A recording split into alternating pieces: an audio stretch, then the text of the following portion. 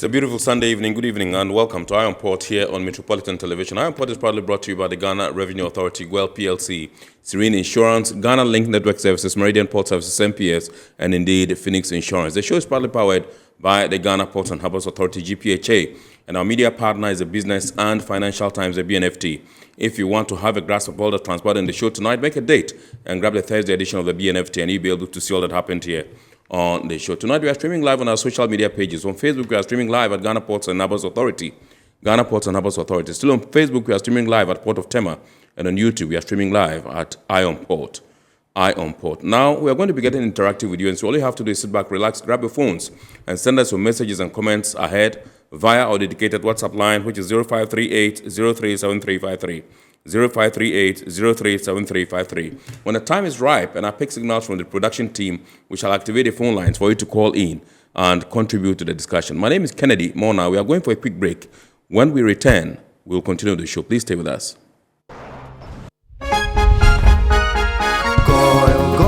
Good energy brings you quality choices with Goil Super XP. Available in many Goil stations nationwide. It is fortified with special additives that help your engine perform better and use less fuel.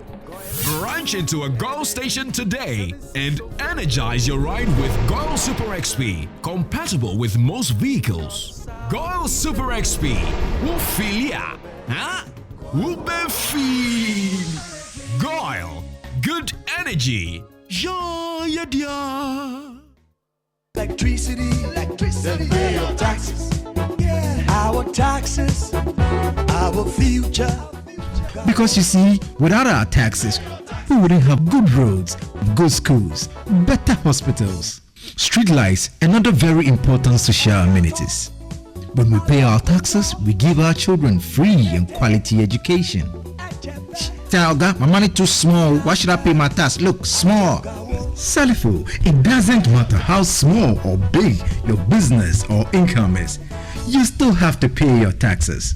The little taxes from each and every one of us, when put together, could give your community clean water or that deprived school with tables and chairs. Please pay your taxes. It is your responsibility. It is your civic duty. It is the law.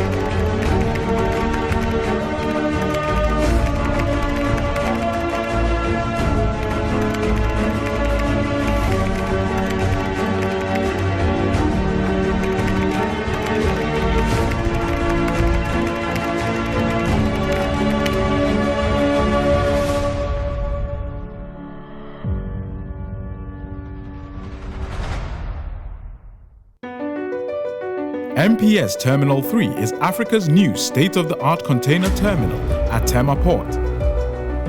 For manufacturers, agro-processors and traders, the new port means business can be done faster.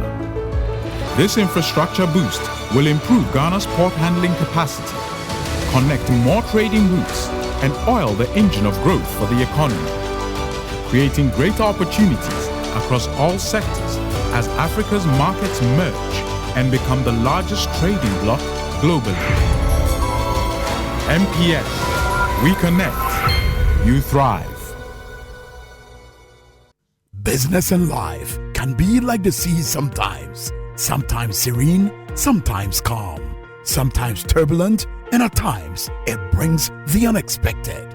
However it is like, trust Phoenix Insurance for your home, car, business, and marine insurance needs. Call 0302-246-319 or 0243 690 492. At Phoenix, you experience a delightful service delivered with wisdom.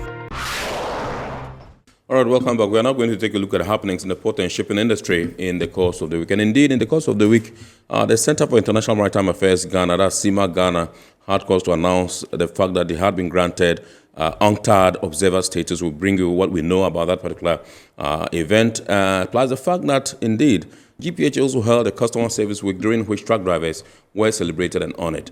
We will bring you these stories and more. Please enjoy. During this year's celebration of Customer Service Week, the Port of Tema's management prioritized engagement with hauliers and truckers who transport cargo to and from the port and hinterlands.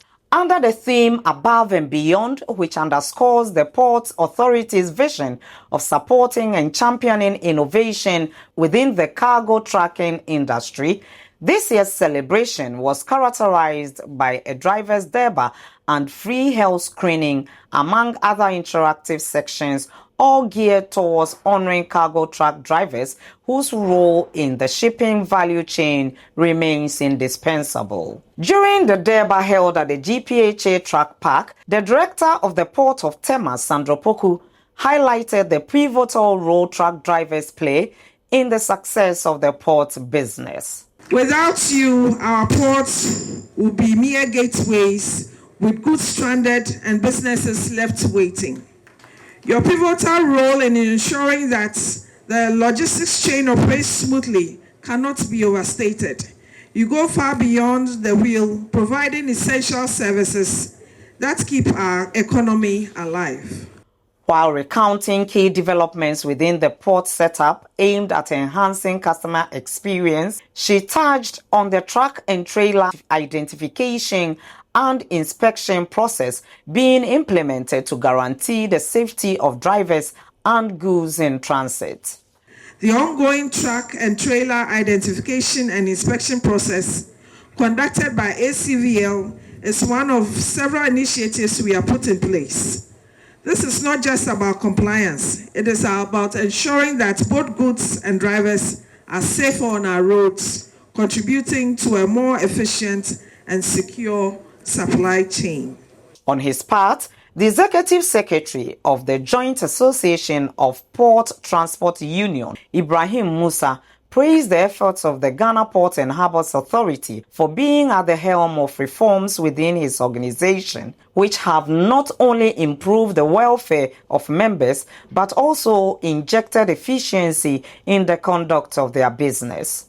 To all our members, Burkina Faso, Mali, Niger, and our Ghanaian Union representatives, we thank you very much for the effort you have made in driving our members to this occasion. On this note, I want to thank the port and thank the Director of Ports and say a big ayiko to all of us here. Thank you, and God bless us all. The drivers were also given safety tips on their conduct within the port environment by the Port Fire and Safety Manager, Alfred Okai. The security and the fire are going to be strict on the movement or the speed in the port. So drivers, we want to call upon you to help us also help you.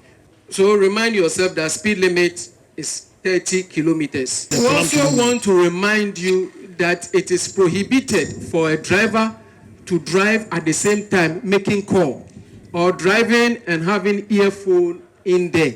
It is even against DVLA laws. Representatives from the SIC Insurance PLC, Auto Consult Ventures Limited ACVL, the Shippers Councils of Burkina Faso, Mali, and Niger, among other allied stakeholders, were present to share in solidarity with the truck drivers.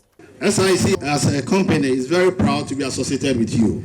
Over the years, you have done a very, very big time business with us based on integrity.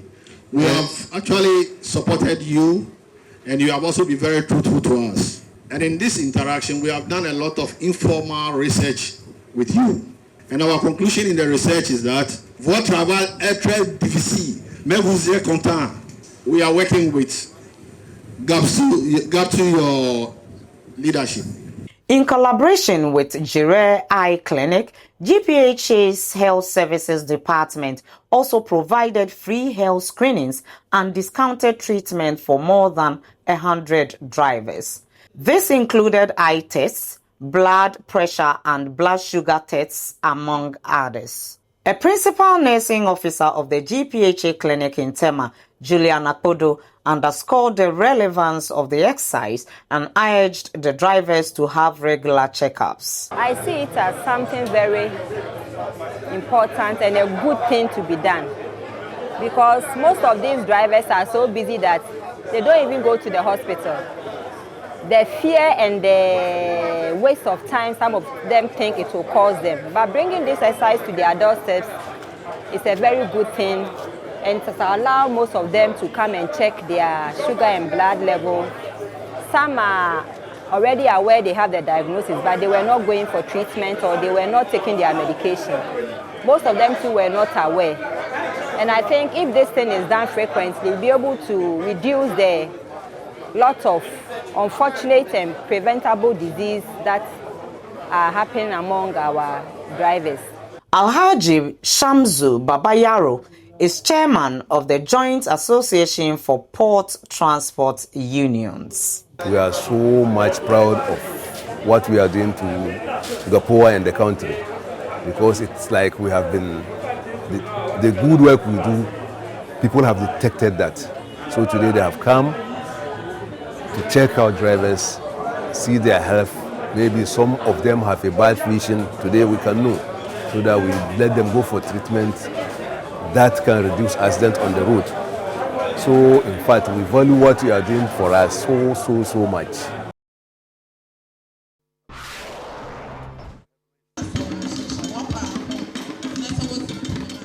September 21 each year is marked as remembrance of Ghana's first president and renowned Pan-Africanist Osagyefo Dr. Kwame Nkrumah, whose impact on Ghana's ports and shipping sector is still felt today. The construction of Ghana's biggest commercial port in Tema is one of his major achievements. As the country marked the national icon's birthday 2 weeks ago, the Port Ladies Association of the Ghana Ports and Harbours Authority organized an inter-port cooking competition as part of activities to promote harmony among female workers at Ghana's ports and also showcase Ghana's food heritage. Held at the GPHA Senior Staff Clubhouse in Tema, the event saw participants clad in their traditional outfits grouped into the two ports of Tema and Takoradi, with the former coming out on top. The Marketing and Public Affairs Manager at the Port of Tema, Abna Sewa Opokufosu, who is the Vice President of the Port Ladies Association, told Iron Port more. Cooking is not just about sustenance. It's also about expressions of our identity and also ways of passing on our heritage to the next generation. And this time around, we took two staples, that is rice and maize. And each Port Ladies Association was tasked to prepare a 3-course meal with these two staples. The president of the Hospitality Alliance Ghana said this program, when sustained and harnessed, can become a national cultural symbol. I saw, I think, a step higher than what I normally expect, in that it was a traditional thing. It was put on Kwame Nkrumah's day, notwithstanding they added the cultural enactments to it, and I think that makes it. What is culture if it's just food? But it's our way of life, and I saw that our dressing, our dances, our traditions, and all those things. And I think this is a beautiful program that when harnessed properly and produced well, this one can sell in the theaters and it will feel like 3 or 4 enactments in a day. It's a beautiful one. The Center for International Maritime Affairs Ghana, CIMAG, a globally recognized think tank dedicated to maritime policy research, advocacy, and education, has been granted an observer status to the United Nations Conference on Trade and Development, UNCTAD, at its 71st annual section held at Palais des Nations, Geneva, from 16th to 20th September 2024. The UNCTAD Trade and Development Board granted CIMAG observer status and agreed to its classification as a special category. According to the Executive Director of CIMAG, Albert Derek Fiatui, the prestigious recognition acknowledges CIMAG's expertise and contributions to blue ocean economy, aligning with UNCTAD's goal and promote sustainable development and equitable trade. To be recognized as part of that body is a big one, and we are excited as an organization that we've been able to achieve such a feat. What that does for us is that it has given us a lot of credibility and visibility in the United Nations system and also the global trade structure. Okay. And so as an institution, we are happy that eventually we've been granted this status. With this new recognition, we are going to have access to a lot more funding organizations, because we are not just a research and advocacy think tank, we are also an operational think tank, and that means that we are able to undertake projects with support and permission from the government of Ghana and also international organizations. He said they are thrilled to join the UNCTAD community, which further solidifies their commitment to shaping global maritime policies and promoting Africans' interest. It's difficult for me to mark the work we do ourselves, so they have done that, and they think that we have been able to do what is expected of us. They have looked at our works, our records, our accounts, and also the research outputs, and they have decided to accept us into their system, to train us and give us even more capacity building to do better than we are doing now. And that is what we are also looking out for. We cannot say that we have it all. We are still learning, and we hope that with these leanings and inclinations, we are going to achieve more to better the maritime industry and the blue economy, not just in Ghana, but the whole of Africa and the world. All right, so those were happenings in the port and shipping industry in the course of the week. We say congratulations to CIMAG and all the staff there, led by Albert Derek Fiatui. We're now going for the word or phrase of the day. And remember, the word or phrase of the day has been fashioned to bring you up to speed with the terminologies and jargons we use in the shipping industry. Today's phrase is out of gauge cargo. Out of gauge cargo.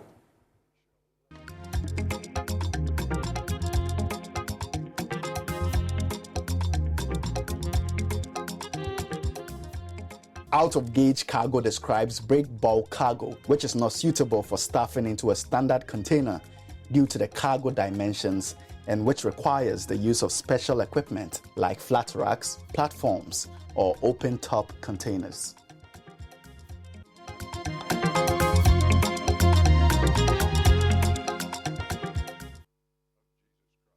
All right, so welcome. We are now zooming into our discussion proper tonight. Tonight, our discussions in twofold.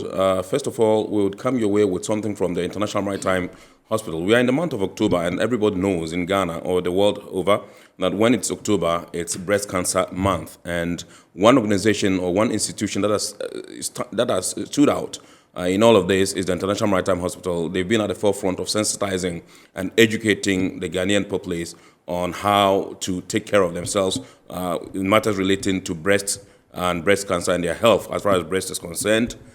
They've been here on several occasions, and today, again, this year, 2024, they are back to tell us what they have for us as an institution and what the benefits are that we can all, enjoy from the programs that they've outlined for the year of October this year, 2024. So it gives me pleasure to introduce to us this evening Dr. Charles Labi, General Surgeon at International Maritime Hospital. This is not his first time on the show. Welcome again, Doc. Thank you, Mona. We're grateful to have you once again. Thank you. And also in the studios, Dr. Becky Ambonsa Apia, a radiologist and head of clinical services, also at the International Maritime Hospital. Doc, welcome. Thank you so also much. Not your first time, so thank you. I mean, as family, we're grateful to have you once again. So let me begin with you, Dr. Becky, and then find out from you how prevalent this incident or this, issue of breast cancer is in our country, Ghana, and if you can zero in on our area, our catchment area, that's Tema. All right. Thank you very much. So we know that breast cancer is the most common cancer amongst women globally. That is a fact. And every year, about 2.3 million people, women, are diagnosed with breast cancer. Right. The men are not saved. About 1% of men also do get breast cancer.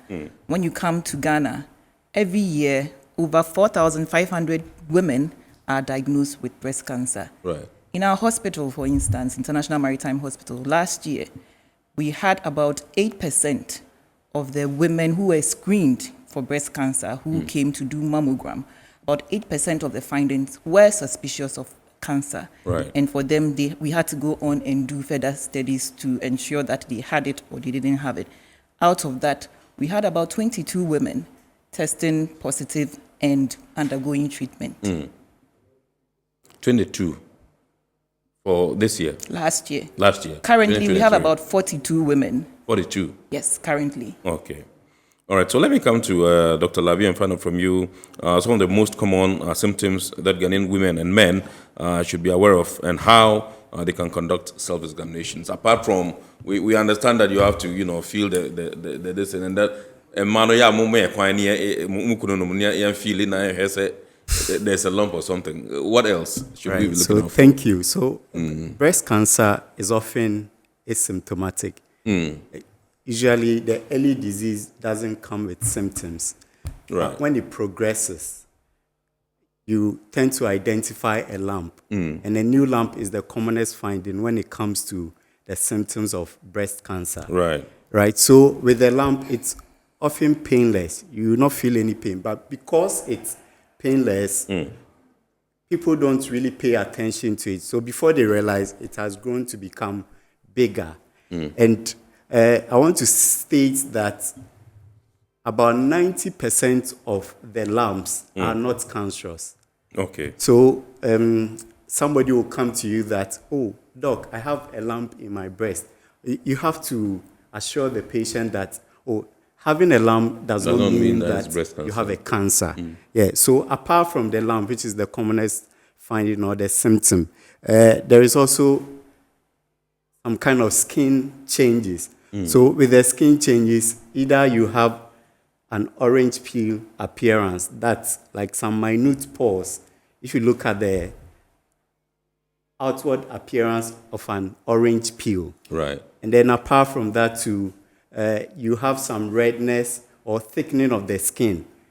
And when you look at the nipple, either it becomes ulcerated or it discharges blood. And it's often just one-sided. And also when it progresses to, you can have an ulceration or a sore around the nipple. Right. Yeah, so these are some of the symptoms you can look out for, even though it's often asymptomatic. Right. What are the risk factors? Yeah, so with the risk factors, we group them into two, modifiable and non-modifiable factors. With the modifiable factors, you can do something about them. With the non-modifiable, you can't really do much. When you say modifiable factors, what can you break it down for? Right, so the modifiable factors, you are looking at physical inactivity, you are looking at alcohol intake, you are looking at obesity, because it's known that adipose tissues will convert androgens into estrogen, which is a form of estrogen. And then the take here is that estrogen, prolonged exposure to estrogen will lead to breast cancer. So for instance, the female breast is hormone sensitive.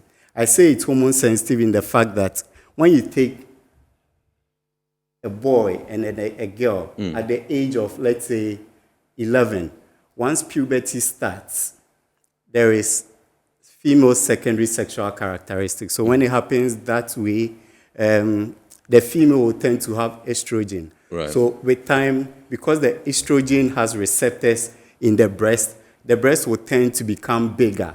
But you realize that for the guy under the nipple, it will not become bigger compared to the female. Right. And then the other phenomenon you look out for, it's the fact that during menses, you tend to have pain because of estrogen effects on the breast. And then also during pregnancy, the first 10 weeks of pregnancy, because of estrogen and progesterone, the breast starts getting bigger. Right. And then also you look at menopause. So at menopause, because the estrogen level is down, the breast tends to reduce in size. So the whole thing about modifiable risk factors has to do with what you can do to reduce your exposure to estrogen. So now we look at combined oral contraceptives. Right. So if you are taking combined oral contraceptive, it contains either progesterone or estrogen together. So once it happens, it means that the effect of those two hormones is prolonged. Right. So the effect of the estrogen will lead to that. And then I talked about the physical inactivity and all that.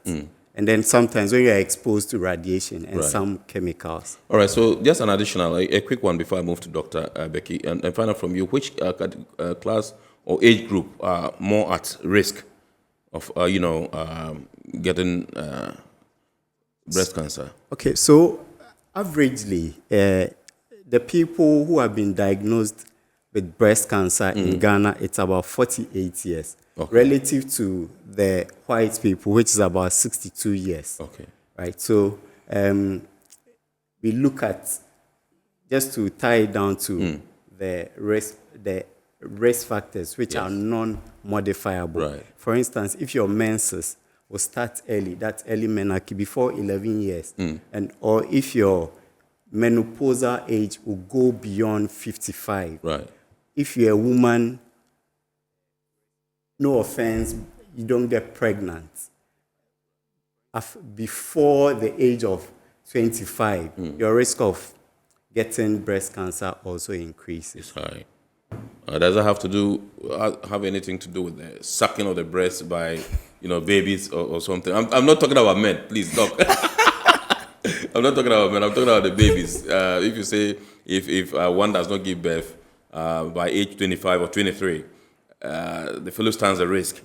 Does it have anything to do with the children or the babies that they give birth having to suck the breast or something? Yeah, so it has to do with fluctuations of estrogen. Okay. Like I talked about, the prolonged effect of estrogen. Right. So once you are not able to get pregnant, you still have that constant effect of estrogen. But once you get pregnant, then you have the fluctuations of estrogen.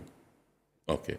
All right. So let me come to Doc and Dr. Becky and find out from you what specific services are available at the International Maritime Hospital for people, men and women alike, who are seeking a screening for breast cancer. So all throughout October, we are opening our doors to everybody on Tuesdays and on Saturdays between the hours of 9 a.m. and 3 p.m. You can walk in for a free clinical breast examination. In there, we're going to educate people as well, because we also advocate for self-breast examination, knowing your breast and knowing how to examine it, so that if there's any change, you can pick it up early and then bring it to the hospital. Because we always say early detection, early emphasis is on early detection. Yeah. So we want everybody to come in once a year. Come into the hospital Tuesday or Saturday, get screened. Also, we have discounted packages on imaging. Right. We have about 25% discount on breast mammogram. And if you do get the breast mammogram, you get your follow-up ultrasound for free. And then you have another 20% discount on breast ultrasound. Right. Again, we have gift vouchers. We are thinking about everybody out there, those who think that they might not be able to come. Yeah. We expect that their loved ones and friends would buy some of these gift vouchers and give to them, so that it will motivate them to come in and get their examination and their imaging done, as well as see a specialist and talk to the specialist. Right. You mentioned, early detection. How important is that in the scheme of things as far as this whole phenomenon of breast cancer is concerned? Yes. Early detection is key in the management of breast cancer. This is because breast cancer, like other cancers, tend to spread. The more you wait, the more the cells divide and start attacking your tissues locally and then spreading to other areas. So when you find it early and you are able to eliminate that, you're able to get a cure. Unfortunately, for us in Ghana, we have about 50% of women who are diagnosed presenting late. And so they end up dying. But those who come in early, there's about 90% survival, the survival rate, yes, of getting cure if you do present early. So early detection is always key. And that is why we always join hands with other societies worldwide to create awareness. People still think that breast cancer is a myth. It can't happen to me. Nobody I know has breast cancer, or the person who has breast cancer did something. That is why the person has breast cancer. So we want to create the awareness. We want to bring the education to the doorstep of everyone, so that we can help save the society. What accounts for the inability of people to report early or to detect early, to come for screening early? Is there a particular reason? Have you sought to find out? There are a compound of reasons that people give. Some people think that I don't have time to go and get myself screened. Meanwhile, they don't take the time to also examine themselves to pick up any. It's important to get to know how your breasts look. Once a month, stand in the mirror, look at how the breasts look for any changes, examine it. Some people don't do that. It's a bother to them. Some people genuinely also do not have access to such things that we are doing, free breast screening or discounted services. They just don't have access. Maybe it's because of money or because of distance. But yes, there are genuine reasons like that. But in all of this, we try in the month of October to bring everything to the doorstep of people so that there's no excuse. You have to be part of it. Right. Let me come to Dr. Labi. What treatment options are available for women who are diagnosed with breast cancer? Right. Or women and men alike, so to speak. Okay, right. So the first thing I want to establish is that management or treatment of breast cancer, it's multidisciplinary. So it's not just one person, one doctor going to see through it till the end. So it starts with a radio-oncologist after the diagnosis is established. And then with a multidisciplinary team, apart from the radio-oncologist, you have a pharmacist, a surgeon, and then a nurse navigator. I want to stress that because nurse in navigator. IMA, we have nurse navigators, those who will guide you throughout your journey once you enter the hospital and then you've established a diagnosis of breast cancer. So, right, once that is done, we want to also say that it's not a one-size-fits approach to the management of breast cancer. So somebody's treatment might be different from another person's treatment. Now, the treatment options include surgery. Surgery can be conservative or total breast removal. With the breast conservation, the lump is removed with a rim of tissue around it. That's what we call the wide local excision. And then with the mastectomy, where you remove the entire breast. And then after that, there is radiotherapy. So radiotherapy is seeking to remove the residual breast cancer cells that were not seen during the surgical procedure. And then we have the hormonal therapy and then chemotherapy. Chemotherapy is what people are always afraid of because there will be hair loss and all that. So that's basically the treatment options available. But even though you do surgery, there is always a chance of breast augmentation. You can always augment your breast, and we offer that particular service. How do you augment the breast? So either you... The plastic surgery? Yeah, plastic surgery, exactly. Okay. All right. Let me come to Dr. Becky and find out from you. In the scheme of things, when a patient is diagnosed, the psychological trauma alone is something that can weigh the fellow down terribly. What role does the family have to play, to help, so to speak, ameliorate the situation and help the fellow go through the treatment? Very, very important role. If you speak to any breast cancer survivor, that person is likely to highlight the role that the family played because they are afraid of the surgeries and all of that, but they're also afraid of sometimes rejection. Feeling like they are not part of the family, feeling stigmatized, feeling like they are not whole again because they've lost a certain part. So if you have the support of especially the husbands, the children, mothers, fathers, everybody in the family, giving them assurance that they are in with them, taking part in their hospital visits, being by their sides while they receive their treatment, it goes a long way to help them to heal. Right. So it's very, very important. Right. Okay. So let me stay with you briefly, and then we are getting to wrap up right now.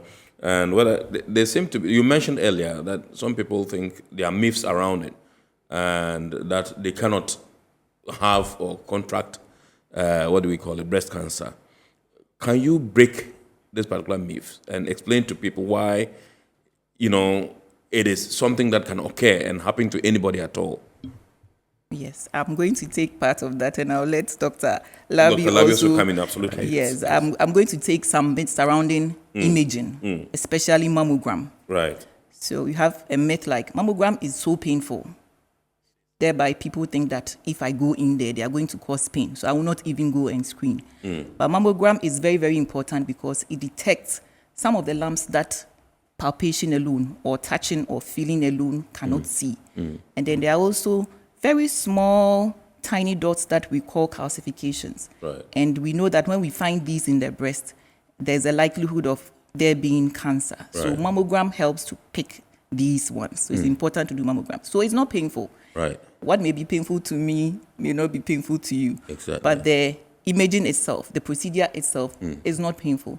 It's uncomfortable a bit because we need to spread the breast to give it large surface area so that the x-rays can penetrate and we can see what is inside the breast. So mammograms are not painful. Right. Some people also think that mammogram increases your chances of getting cancer. The dose that is given during a mammogram is very, very small and is targeted at just the breast. And we do know that the dose that you receive when you get one mammogram is equivalent to you sitting there and getting background radiation for about 2 months anyway.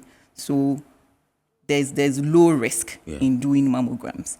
Some people also think that I did a mammogram last year and it was negative, so I don't need to do it again this year. What mammogram does is not prevention, it's detection. So the fact that you were clear last year does not mean that you are still clear. It is very important that you go in and get it done again. When you're about 40 years, that is.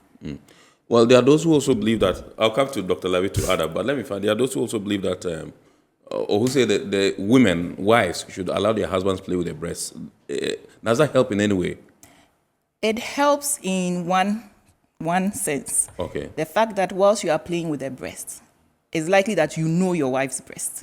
So when there's any change in the breast, as you are playing with the breast, you are going to pick upon that change. Right. That is the import of husband's role, not because you playing with it. Yeah. Yes, it is all geared towards detection. Right. Because you know how the breasts look like, and you will pick up any change. Okay. Dr. Lavi, can you add up? And then so we'll take our final. There is this misconception that only women with family history of breast cancer are at a risk. So you see somebody who will present to you at the clinic, and then there will be a lump, or you establish a diagnosis of breast cancer. And then once you tell the person will tell you that, oh, none of my family members has breast cancer.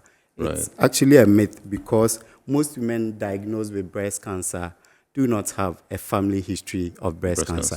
And then there is this other misconception that once you have a lump, then it means that it's cancerous. About 90% of the lumps in the breast are not cancerous. You can have fibroadenomas and all that. And then people will also, because I'm a surgeon, people will come to you that, oh, once I undergo surgery, then it means I'm going to die early. In fact, in the management of breast cancer, surgery seems to be very important, because at least it can offer about 100% cure. So people shouldn't have that misconception. How expensive is breast cancer treatment? Would you oblige us? Yeah, so in terms of treatment, I was saying that it's often personalized, right? So chemotherapy or hormonal therapy, surgery, which can be breast conservation, or mastectomy, that's removal of the entire breast, and then immunotherapy.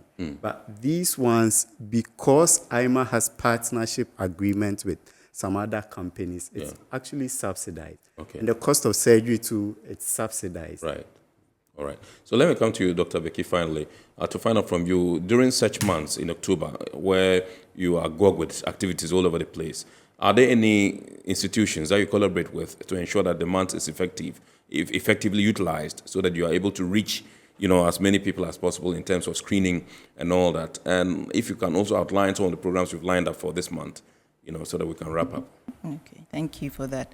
So the major, it's not an institution, it's a society, the Breast Society of Ghana. They have decided to champion breast cancer awareness in Ghana. So we are all part of it, and we go with them to do all that they need to do. This year, our theme is Stop the Stigma, Be Supportive. Okay. Stop the stigma, be supportive. We also have partnerships with companies like Roche Ghana. They provide us with educational materials, training for us when we go out on outreach. Right. We have some few companies like personal people would say that I want to help you to be able to reach more people. I want to be able to help you to go deeper and go and talk to these people, go and examine them. So usually we will just take the whole team with everything, our consumables, a bed, screens, everything. We just go set up in the church, in the market, in companies, and then we do the screening for them. We've had clubs like Tema, Leo Club, supporting us with educational materials and volunteers to help us when we go out on outreaches. Right. Okay. So before you go, I think there's a message from IMA that would want viewers to see if we, the production team can rule it briefly, and then we wrap up.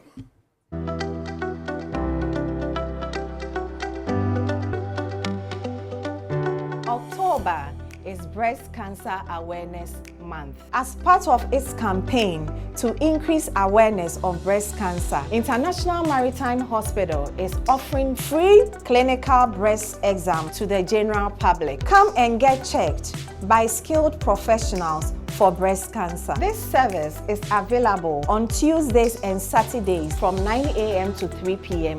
throughout the month of October 2024. Big or small, save them all. Make a smart call and get screened for breast cancer. Catch our outreach train in selected churches throughout this month of October for free breast exam. Call the number on your screen and find out where we will be each Sunday. You thought that was all? It doesn't end there. International Maritime Hospital is offering a whopping 25%, yes, 25% discount on mammogram and ultrasound scan. Valid throughout the month of October 2024. Make a plan and book that scan. Grab yourself and your loved ones highly discounted breast screening vouchers valid till the end of November 2024. Have a heart to do your part. Call or WhatsApp us for further details and get yourself a 40% discount on each voucher. No one should face breast cancer alone. At International Maritime Hospital, we fight together against breast cancer. IMA, we serve, we care.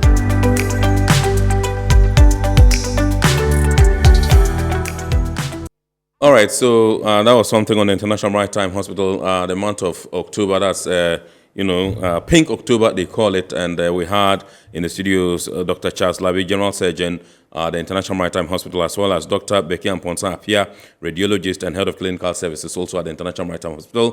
Thank you very much, docs, for coming. We appreciate you. I am sure that in the course, as the month unfolds, you definitely have time to come back again and then tell us all the new things that you are doing. Right. We're grateful to you so much. We're grateful to you. Thank you for having us. Awesome. So, viewers, this is our report here on Metropolitan Television. That's the first segment of the program. We're going to go for a quick break. When we return, we'll zoom into the discussion proper. Please stay with us.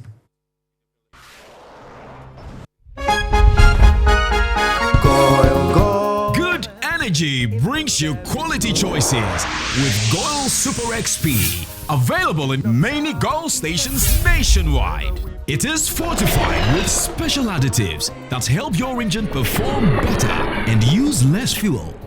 Branch into a Goil station today and energize your ride with Goil Super XP, compatible with most vehicles. Goil Super XP, Wufilia, huh?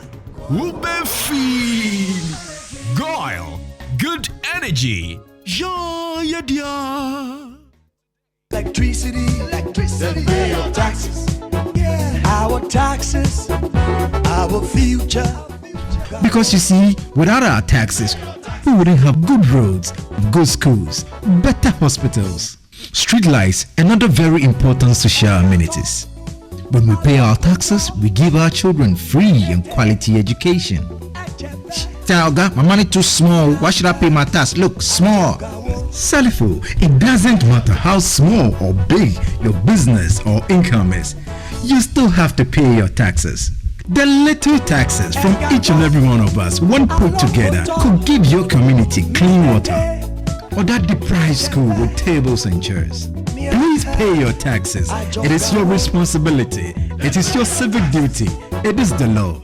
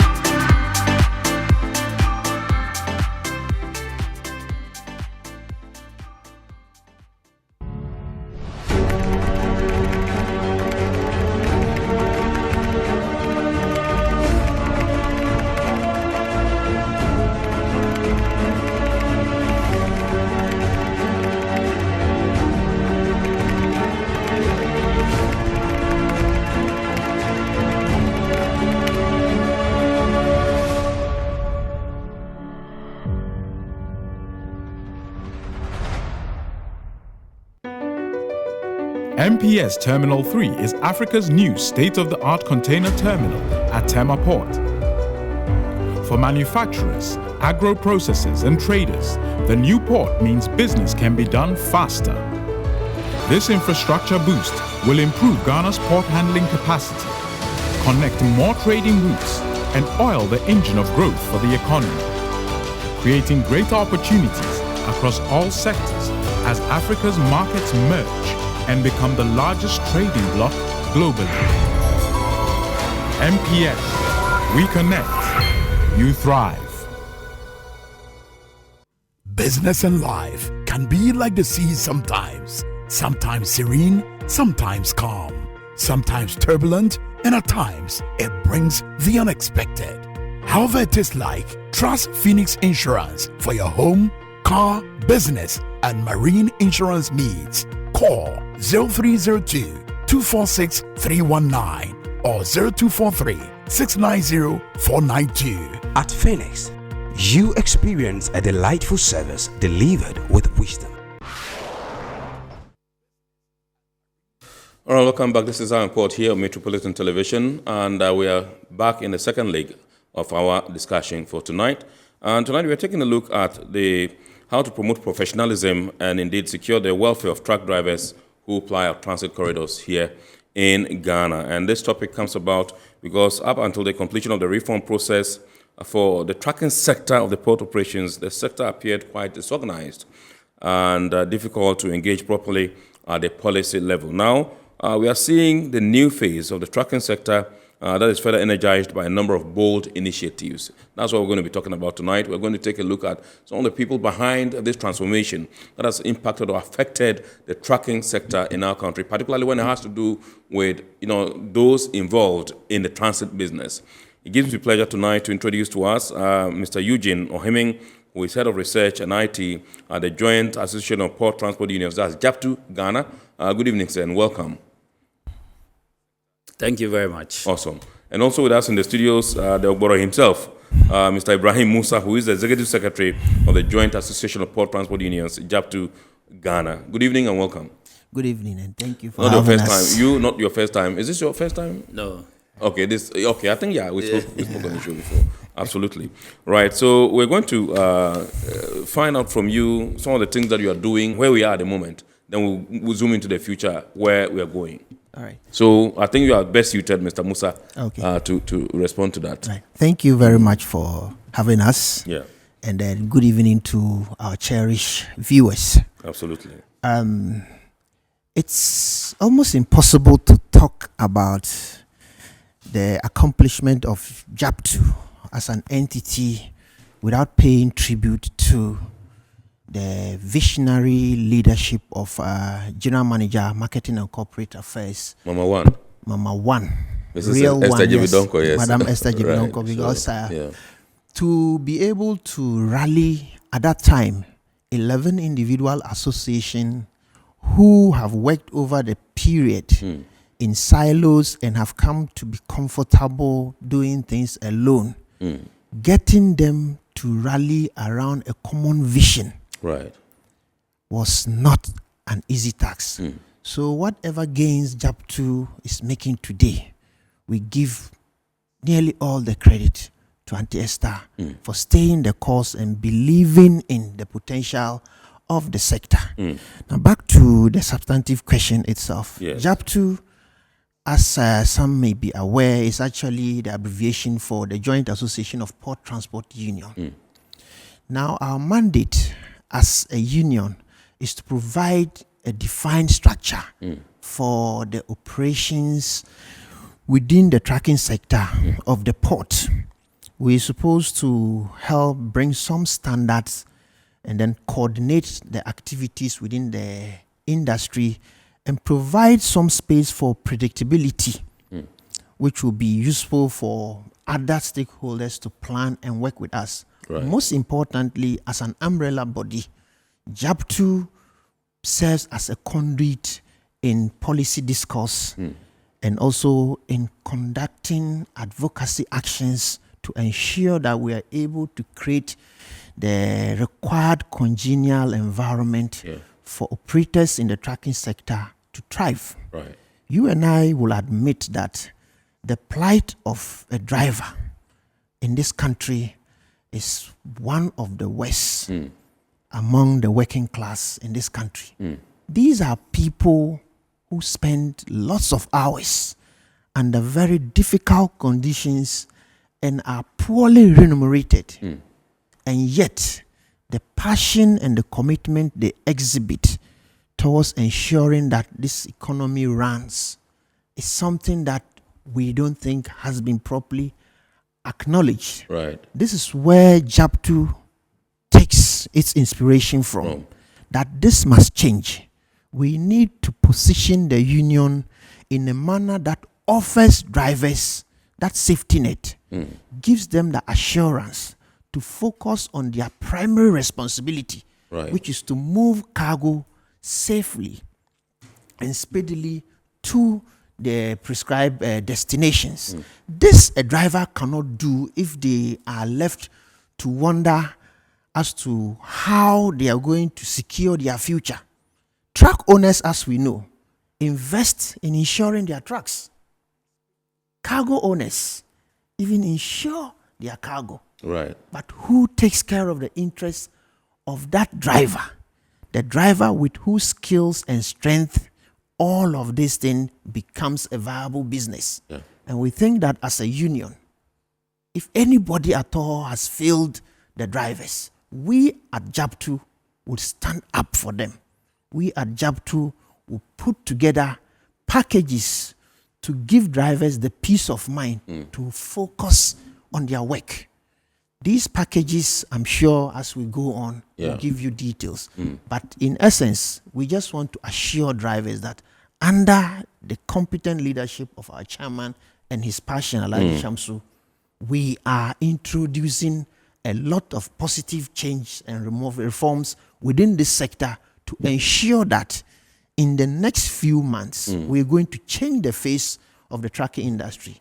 We don't see why, for example, the shipping crew work in a very dignified environment. So with the airline crew, why must this be different for the road transport driver? These are the things that this JAPTU leadership is determined to change, and we are working aggressively to ensure that we give drivers that which they deserve.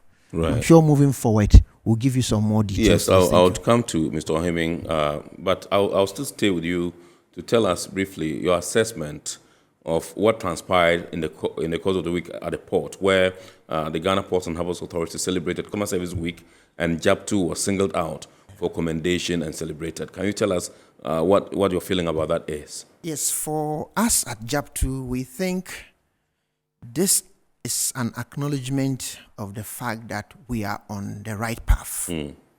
And we give all the credit to our drivers for believing in this leadership and for working with us.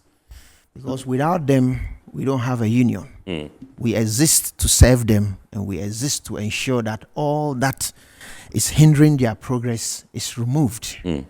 Now, to the celebration itself, we also want to commend the GPHA, Tema Port in particular, for noticing our efforts. Right. This, we feel, further energizes us to even want to do more. Right. Because to have put together a package that includes a health screening, we all know that our health is our wealth. Yeah. And if we have to move this economy first, we must first be healthy. And as part of the program for the day, there was health screening.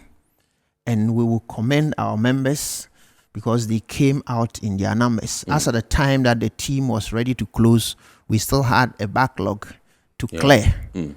For us, this health screening sent a clear message to our members that just as we spend time and we have made it a part of our daily routine to check the state of our trucks before we even move them onto the road. Right. More importantly, we owe it to ourselves to check our health, pay particular interest in our state of health. Right.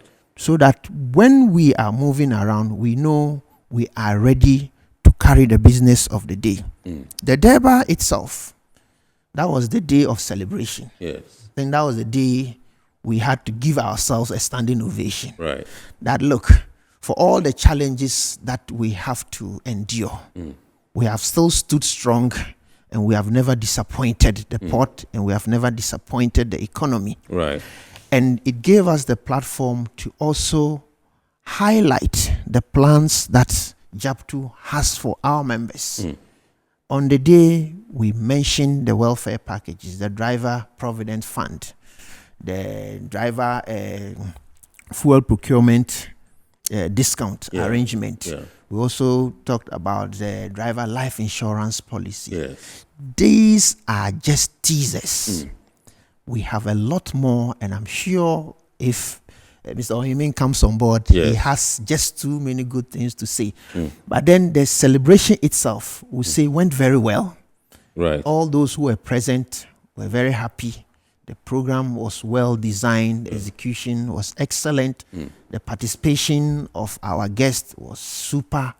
And we think that this was reflective of our unity as an entity, and it tells us all that if we stay together, we can accomplish great things. Right. Drivers should just be on the lookout and believe that this vehicle is moving in the right direction, and we'll get them all to where we want to get them. Awesome.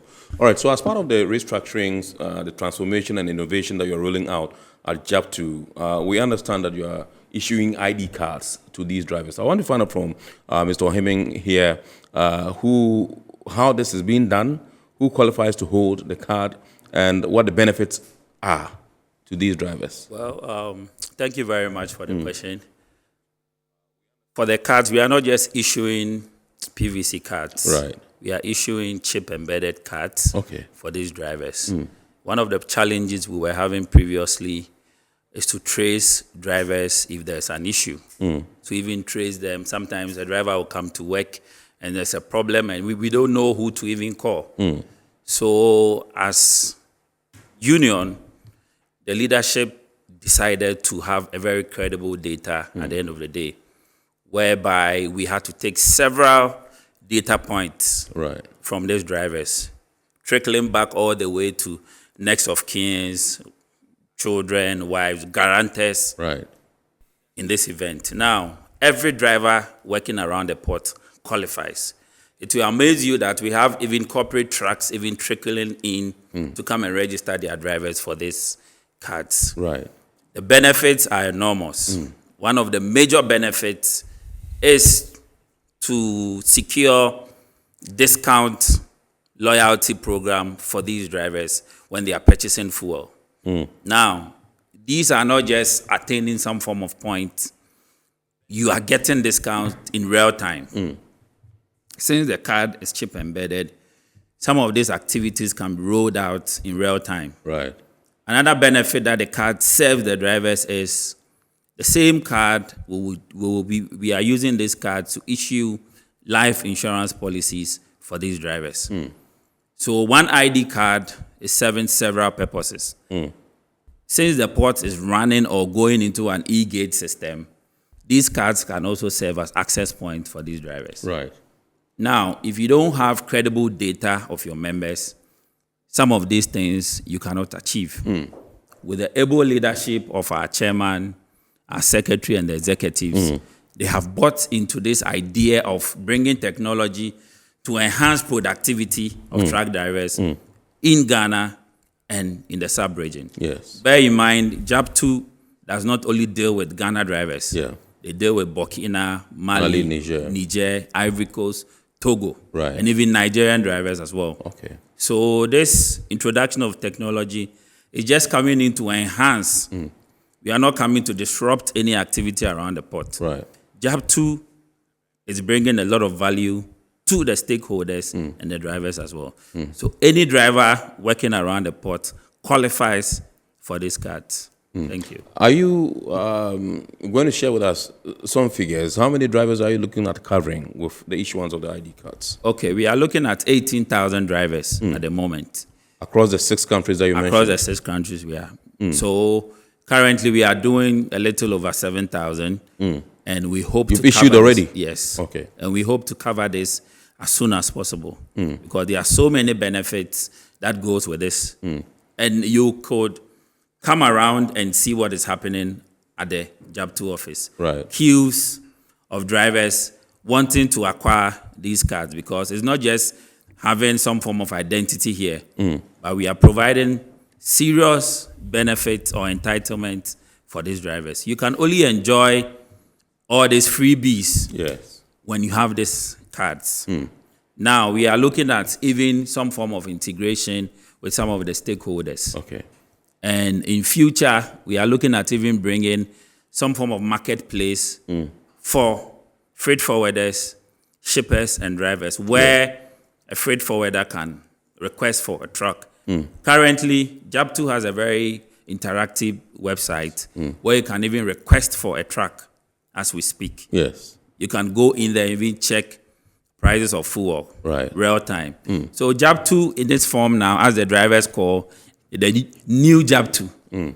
There's a lot happening, and we hope every driver would come and then obtain his ID. Thank you. I just want to play the devil's advocate that you are issuing me a card as a truck driver, and I'll enjoy some subsidy in terms of fuel purchases. And I have my boss, who is my principal or who is my truck owner, who is sitting there and giving me money for the road and how much fuel I'm going to be able to use along the corridor on my trip.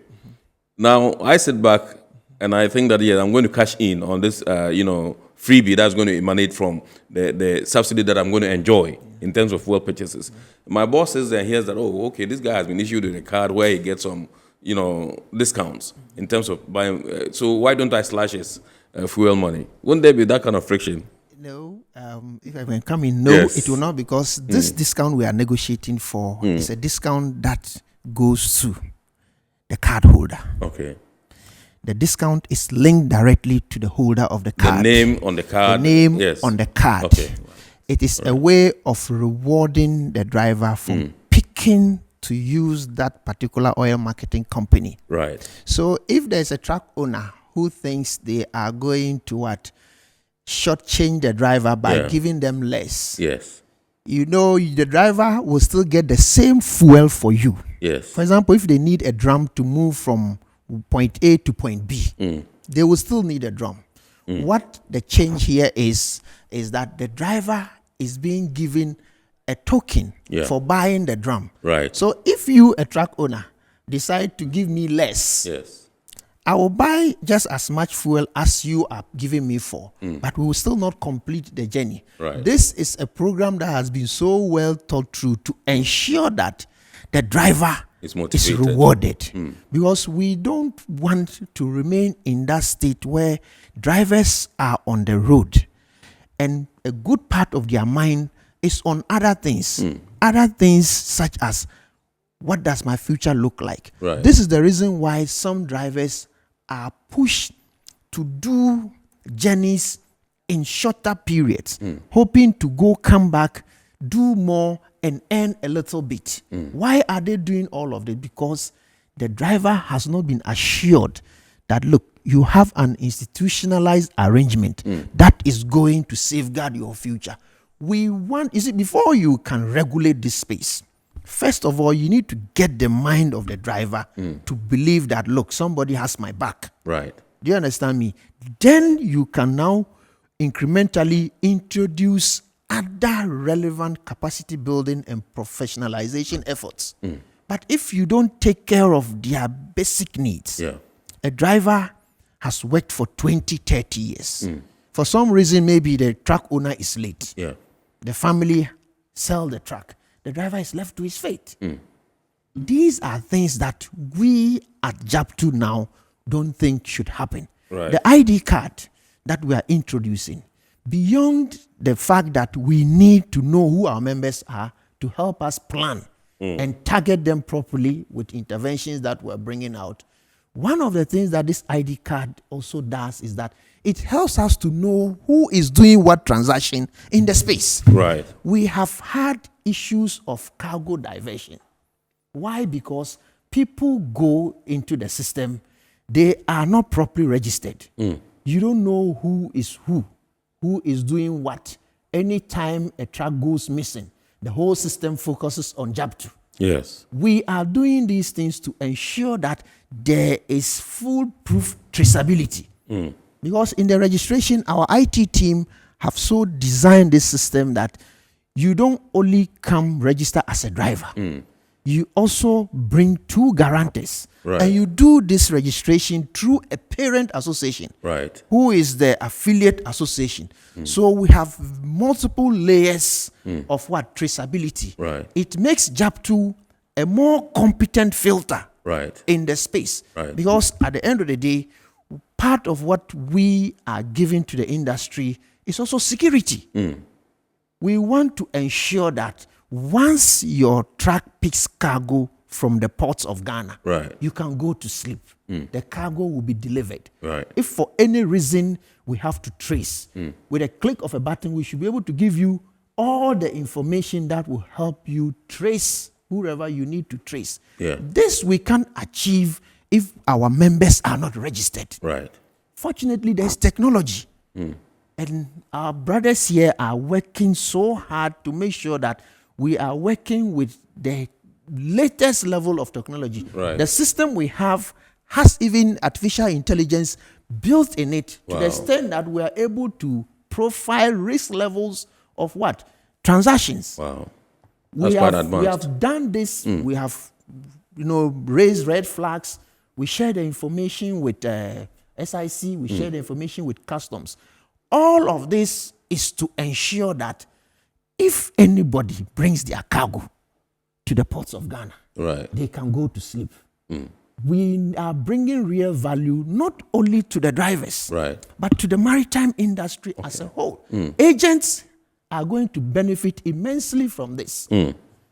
Customs is going to benefit because these issues of diversions, once we register our members properly and we have all the cooperation, it becomes impossible for a truck that is not on our radar to pick a cargo. Right.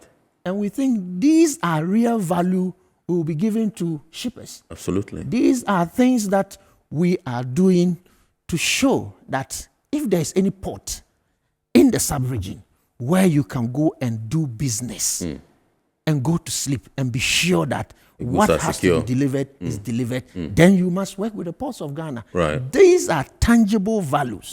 You understand? And we think that the competition in the sub-region is heating up. Right. We as a trucking sector want to operate in a manner that will become a real asset. Right. An asset that compels a shipper to choose the ports of Ghana. So it's not just about, you understand, being a union. Right. We understand the ecosystem we are operating in, and we want to deliver on our mandate to the best of our ability. And we have a competent IT team. IT team that is abreast with trends in the industry, and we want to utilize all of that. So all we need is that cooperation, that trust, that belief. If there's anybody who is observing and they feel there's something we can do better, that is the beauty of collaboration. Right. You understand? So that eventually we are delivering something that we are all proud of. This is not a JAPTU medal to take. Right. This is an industry medal. And we must all be determined to make this project succeed. So a success. All right. Are there particular OMCs that you are working with? Yes, of course. We are not here to more or less advertise absolutely for these OMC, but then we are mindful of the fact that Ghana's number one leading oil leading company.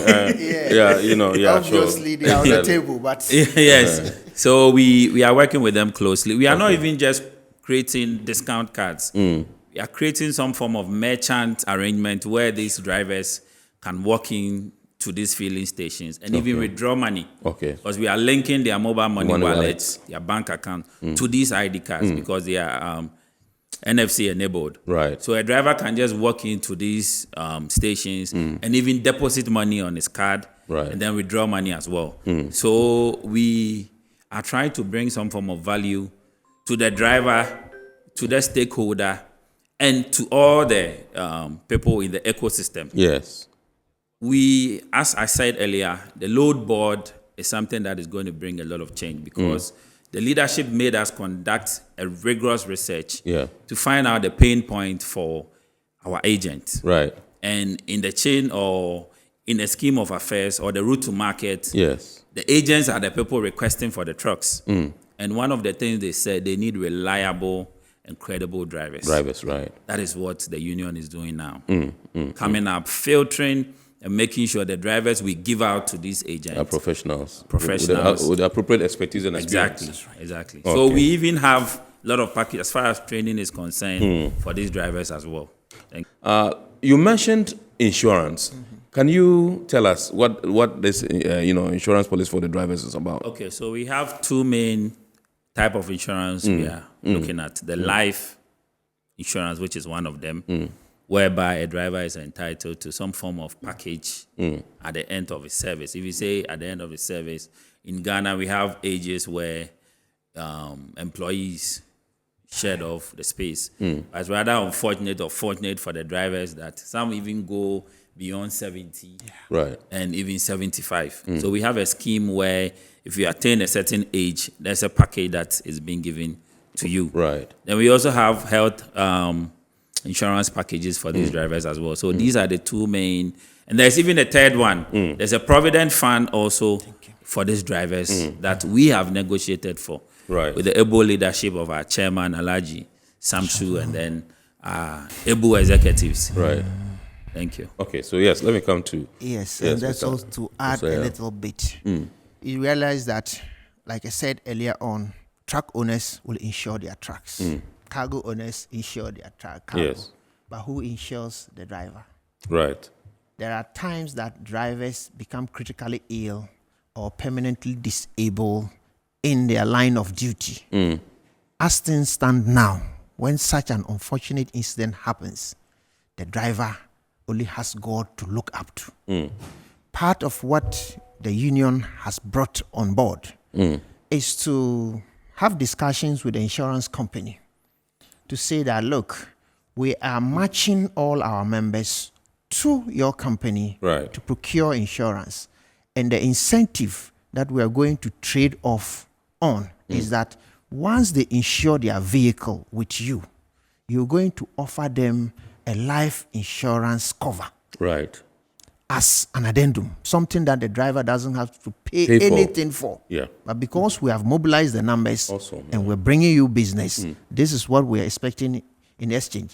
And if you're looking at the population this is serious business for any insurance company that is worth their salt to grab. So in this whole scheme of things, we have oil marketing companies who are to benefit. We have insurance companies that are also benefiting. Okay. That's the beauty of what JAPTU is doing. Right. So that in all of this, you know that as a driver, you're driving, you are very careful, but you know that in the event of the unexpected, you are still covered. Right. We're looking at a sum assured of not less than 40,000.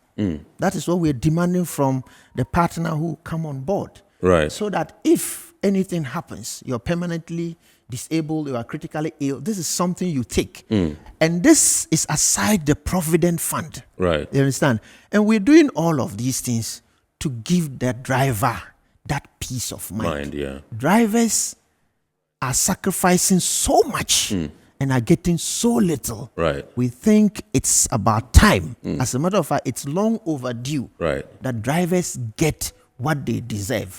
And we at JAPTU will ensure that they get that. And I want to emphasize that we will ensure that they get this. We will ensure that a driver who is with JAPTU will feel proud to be a truck driver. Right. Because our contribution to the economy cannot be measured. Right. And we don't think this very sensitive population should be left to wallow in such destitute. Right. It's just unacceptable. This has to change, and we're changing it now. Great. Let's do some messages now. This one says it's good to Mohammed Shaibu Mohammed in Ashaiman says it's good to finally see some attention being paid to the welfare of truckers. For too long, we've been the backbone of the port operations, but have had little support or recognition. Baba Musa in Tema says, I work in the port as dock labor. I hope these changes will address the communication issues between truckers and authorities, because delays and confusion have made our jobs even harder. Sharif in Tema says, the introduction of driver health insurance and improved facilities will go a long way in boosting morale and productivity. It's about time we started getting these kinds of benefits. And Maxwell says, how will these reforms ensure that we, as truckers, have more consistent access to jobs and fairer pay while reducing the unnecessary waiting time that have cost us money in the past? If you can just run through. Like I said, helping to professionalize the sector and getting drivers to act ethically and getting drivers to operate within the set regulation in the space are some of the incentives that will drive more cargo to the space. And if we do all of these properly, obviously, if people are bringing their cargo here, the job will be there for us to do. So this is why all drivers, all stakeholders need to rally around this agenda and know that, look, if we do this and perfect it, we will be the ultimate beneficiary, because everybody will be looking at the ports of Ghana to bring their cargo. We have our trucks because we expect cargo to arrive. If the port is doing its part in going on mission, trying to attract the shippers to bring their cargo here, we the ones to do the final leg, which we believe is the most crucial leg in this transaction. If we also assume a posture that gives some reassurance and some predictability and reliability to the importer, what excuse does a shipper have not to pick our ports? So it is in our interest to work together and ensure that this level of professionality is brought to the fore. And these things we cannot achieve by operating in silos. We need to rally around this agenda. We need to believe that this ID we are bringing, this critical traceability system we are introducing is a game changer. Right. If we do it well, we will have more than enough cargo to carry. Right. So what we are doing should not be seen as a union-specific activity. It's an industry-changing event. Right. We think that, look, the potential of our ports are yet to be fully actualized. We, as trackers, want to energize whoever is operating in this space to know that, look, when you come to the ports of Ghana, that's where you do business. Right. Because it's not just the authority and all its modernization, but the tracking sector is also working as expected and will deliver whatever we promise. Great. Okay, so the last one says, congratulations, Metro TV, best ever program on TV. This one is from Ni in Lashibi. Thank you very much, Ni. Unfortunately, we can't take any other questions. It says, please ask why some companies do not want their drivers to join the union, and what are they doing about it? This one is from Ransford. Unfortunately, our time is up. We cannot. Maybe some other time when you have the opportunity, you can come and tell us why some people do not want their drivers to join the union. But this is how we draw the curtain on tonight's edition of Our Report here on Metropolitan Television, saying a big thanks to Mr. Ibrahim Musa, Executive Secretary of the Joint Association of Port Transport Unions, JAPTU, Ghana, and indeed Mr. Eugene Oheming, Head of Research and IT, also at JAPTU. Remember, the first segment of the program had to do with the Pink October, where some officials from IMA, specifically Dr. Charles Labi, a general surgeon, and Dr. Becky Amponsa Apia, a radiologist and head of clinical services, threw some more light on breast cancer and what you should be doing. They say early detection is very, very key for a higher survival rate.